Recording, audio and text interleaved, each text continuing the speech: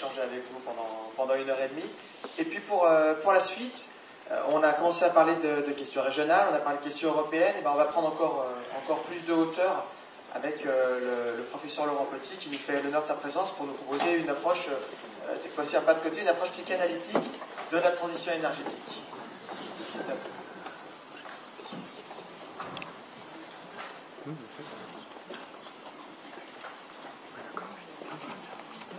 Bonjour à tous et merci donc de nous accueillir pour présenter un peu les travaux qu'on mène en psychanalyse urbaine et qui résonnent souvent avec la question énergétique. C'est pour cela qu'après vous avoir brièvement présenté la méthodologie qu'on utilise, je vais vous montrer quelques exemples qui résonnent assez fort avec vos problématiques avant de vous présenter la base théorique qu'on utilise en ce qui concerne l'énergie. Et tout ça donc au travers d'une présentation que je vais faire aussi rapide que possible, qui vous est proposée par l'ANPU, l'Agence nationale de psychanalyse urbaine, et par le collectif Existe, qui est l'agence d'architectes à l'origine du projet. Parce qu'il faut savoir en effet que les recherches que vous allez découvrir à l'instant, eh bien, elles font partie d'un plus vaste projet qui va donc consister à psychanalyser le monde entier.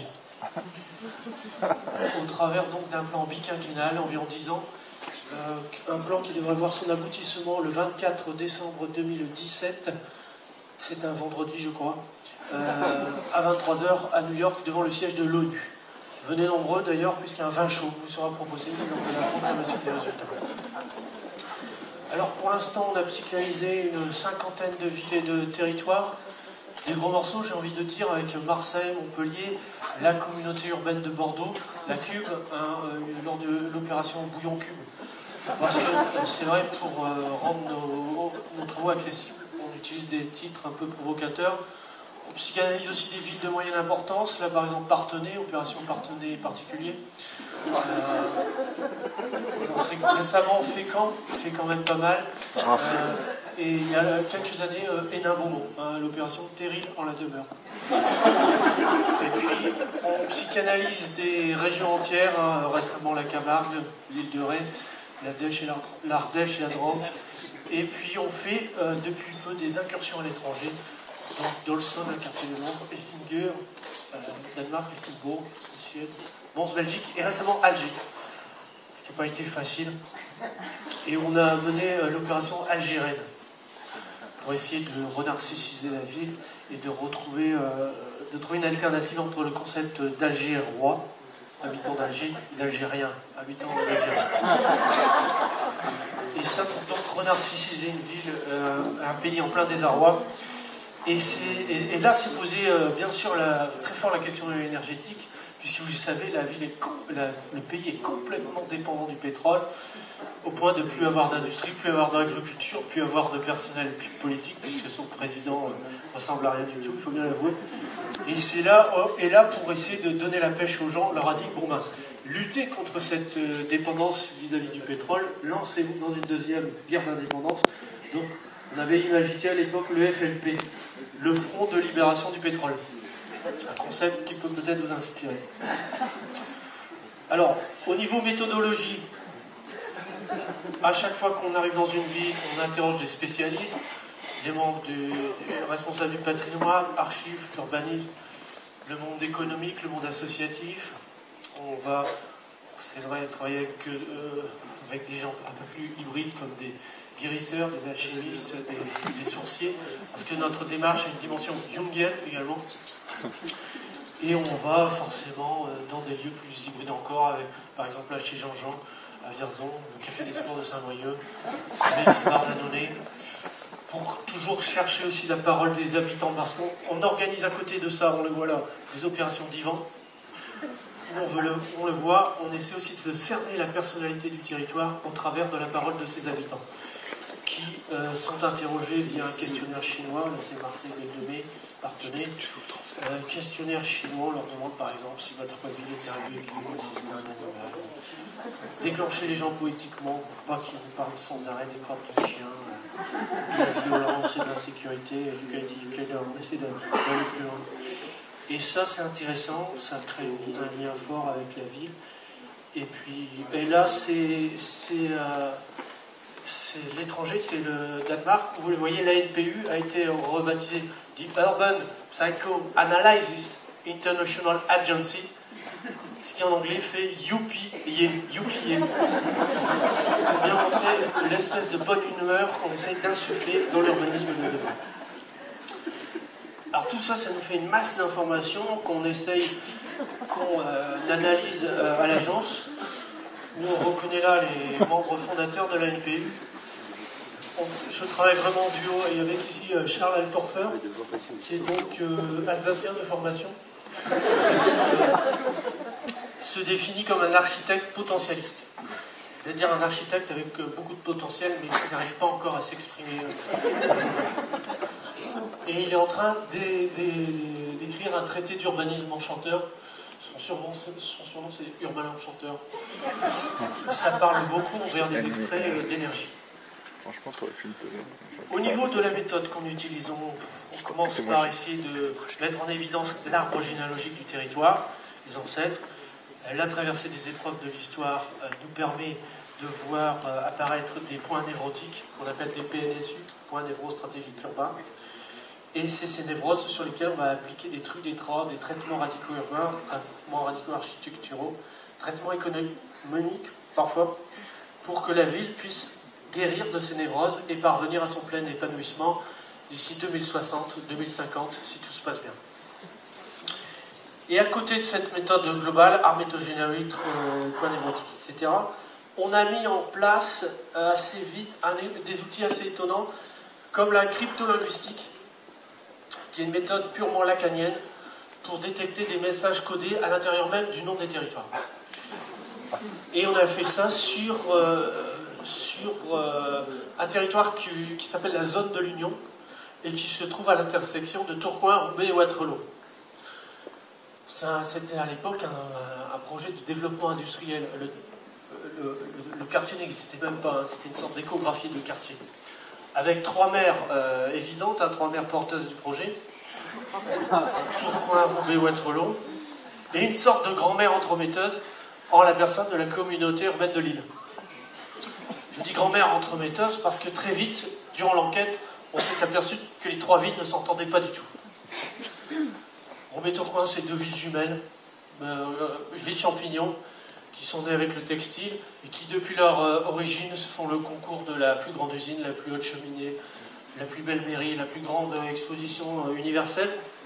Point que récemment, elles se sont fait le concours de la plus belle usine, avec le musée de la piscine d'un côté et le centre international nautique de Tourcoing. Et Wattrelos, c'est une petite sœur rurale quelque part, qui est un peu complexée parce que tout le monde la confond avec Waterloo. Ce qui est pour elle une terrible blessure narcissique. Donc, rien finalement ne liait ces trois villes, sauf que crypto-linguistiquement, lacaniquement parlant, dans Tourcoing, vous avez un coin et un fruit. Le tour, c'est un symbole fort du travail. Dans Roubaix, que les gens là-bas articulent Roubaix en hommage à la laine et aux moutons qui ont fait la fortune de la région. Et ben moi, j'y verrais plutôt une baie. Une baie, c'est un fruit aussi. Et la roue, c'est aussi un symbole fort du travail. Donc on avait deux villes issues du fruit de leur travail. Et ce qui est intéressant, c'est que dans Wattrelos, vous avez le watt. Le watt, c'est la mesure de la puissance, donc du travail. Et dans Relos, vous aviez solaire à l'envers. Raisonné avec la dimension environnementale de ce projet d'écoquartier. Donc, grâce à la cryptolinguistique, le projet devenait cohérent.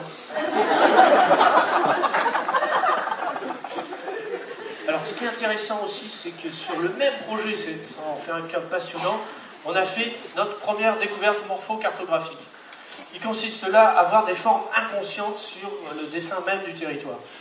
J'imagine que dans le plan de Wattrelos, vous voyez un animal bien connu. Il s'agit évidemment d'un lapin. Ce qui était loin d'être une coïncidence finalement, puisque le lapin, en astrologie urbaine cette fois-ci, est synonyme de fécondité. Et c'est justement par Wattrelos que sont arrivées les vagues d'immigration belge qui ont peuplé Tourcoing et Roubaix. Et plus stupéfiant encore, c'est que sur le dessin même de la zone de l'Union, se dessine également un animal. Si vous regardez bien ici, il y a des oreilles, un museau, patte avant, patte arrière, une queue, soit donc un sanglier. Un sanglier qui joue au ballon et sur lequel est juché un cavalier. Il a été nécessaire de sangler au sanglier. Et la sangle, l'étrier, on a décidé de fixer ça là. Et c'est justement là que se trouve un café qui s'appelle Chez Salah.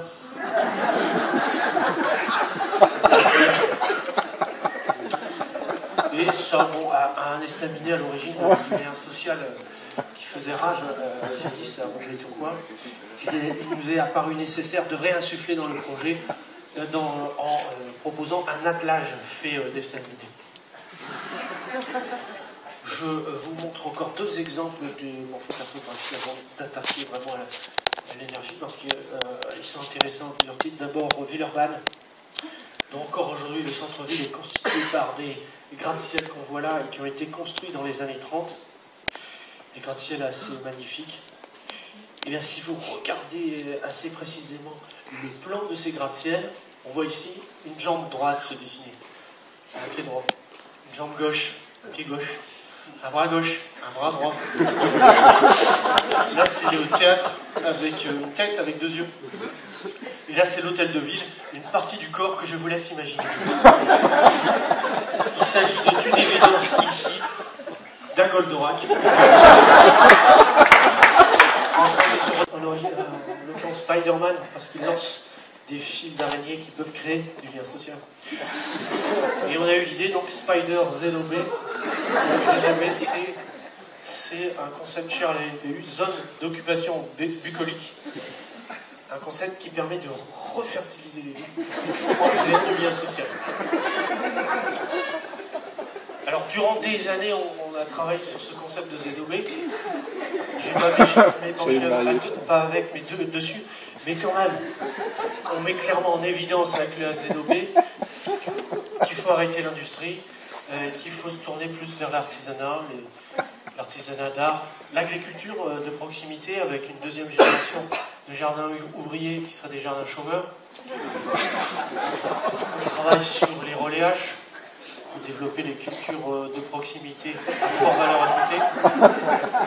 Pour lutter contre la solitude affective, on a imaginé le Hug Center pour l'Éducalin. C'est un lieu d'inspiration bonhomiste pour créer du lien social par la carence, le massage.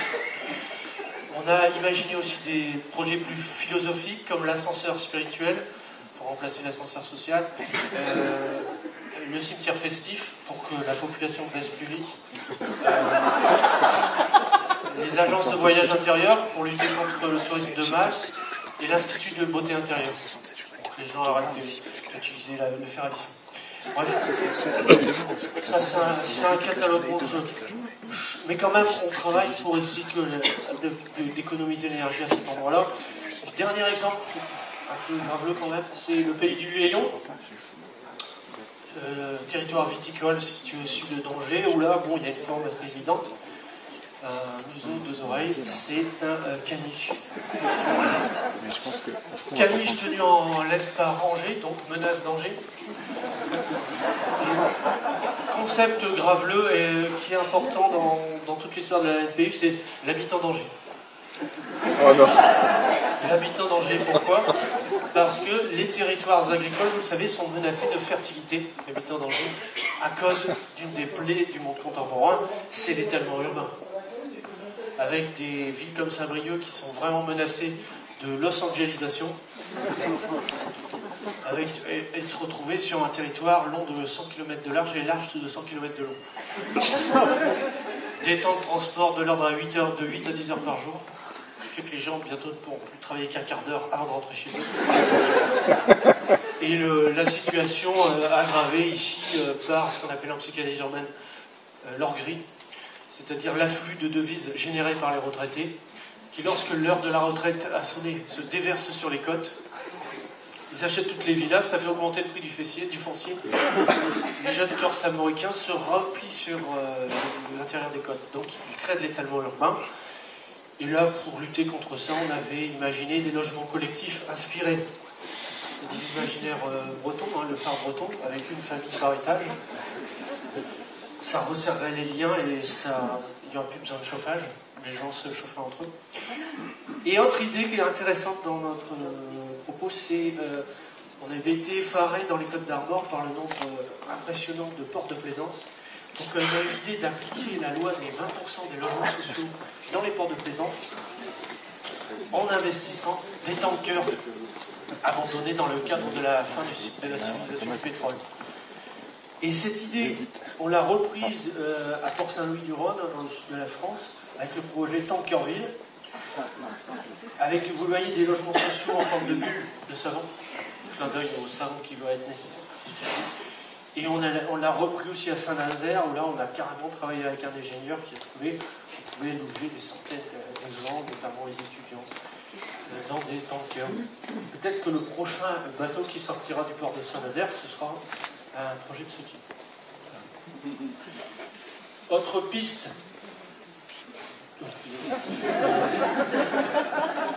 Ça c'est à l'époque, c'était au début de la LPU, on faisait des erreurs. J'ai été impressionné par la dimension montagneuse de Saint-Brieuc.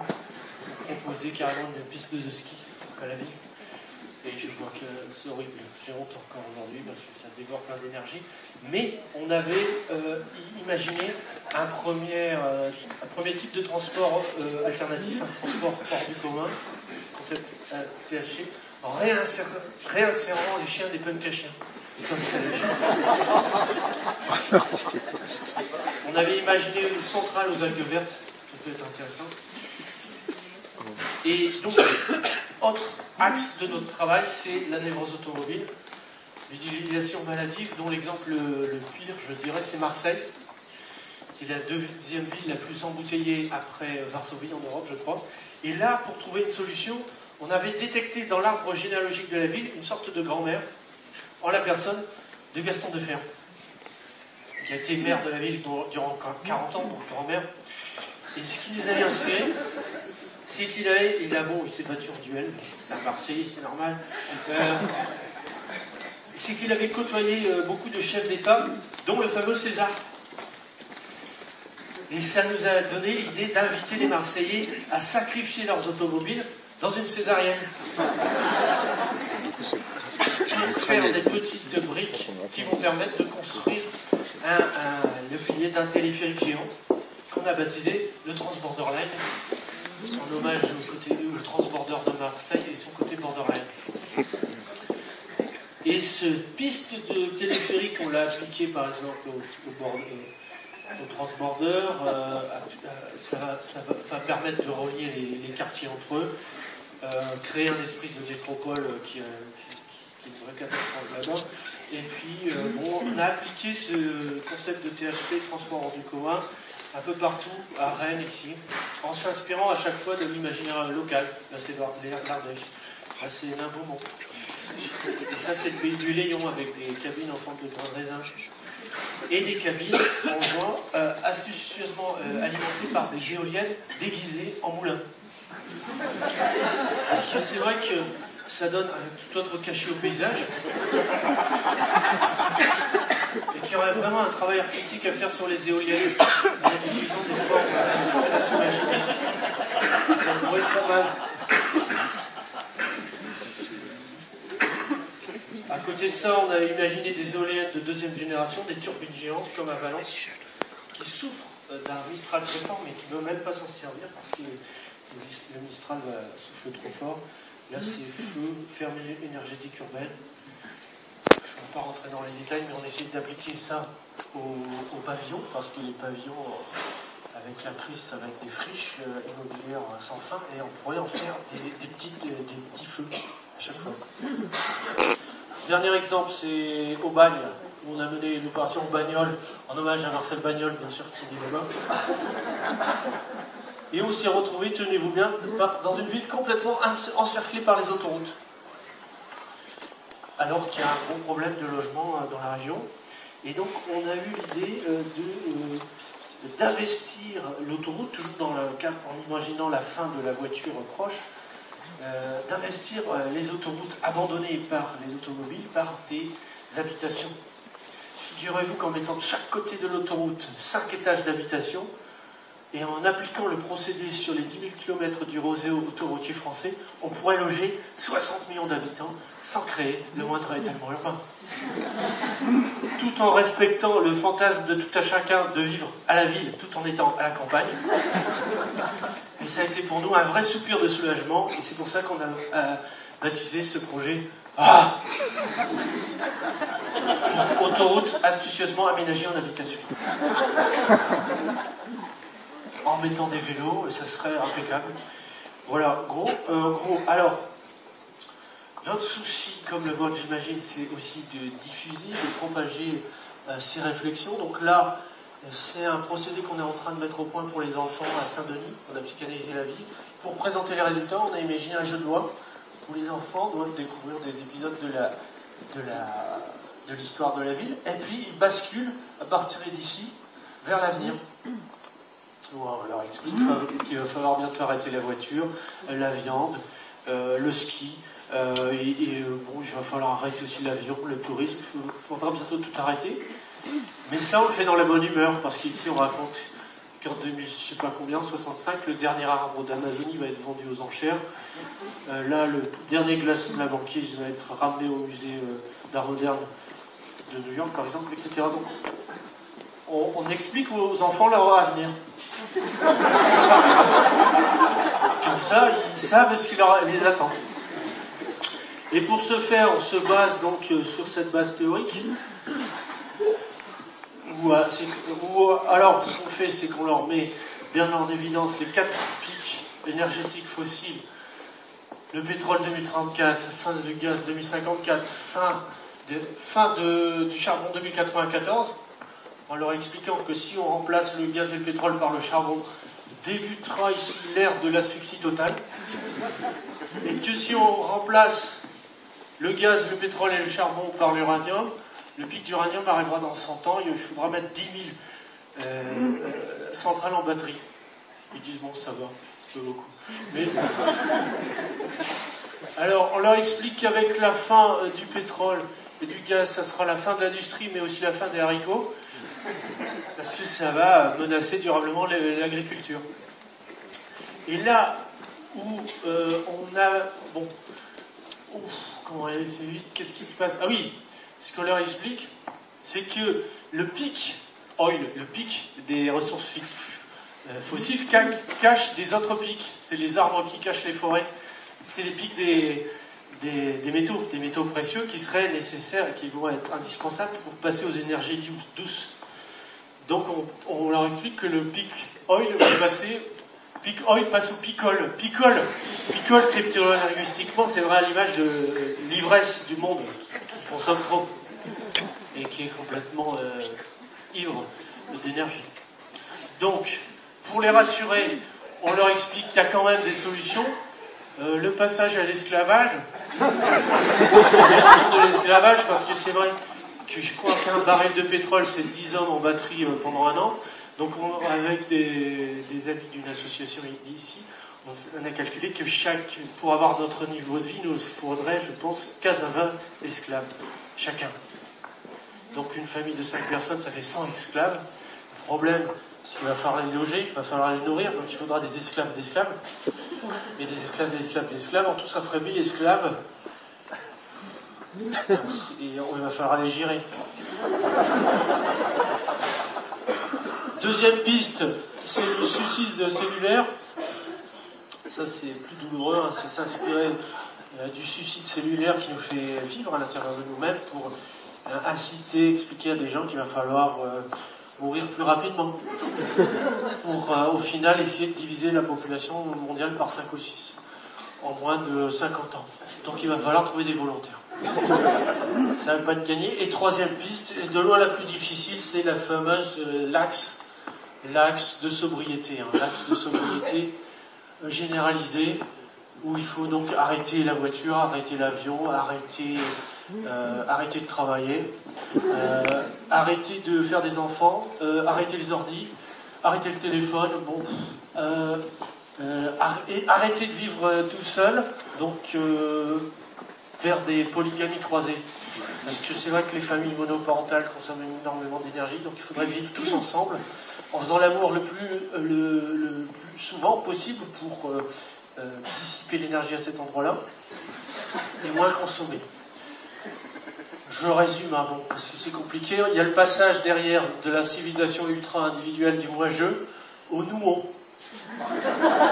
Il faudra être tous ensemble, il faudra se chauffer à la chaleur humaine, apprendre à planter des choux. Enfin, je passe vite, faire l'amour plus souvent, bien sûr.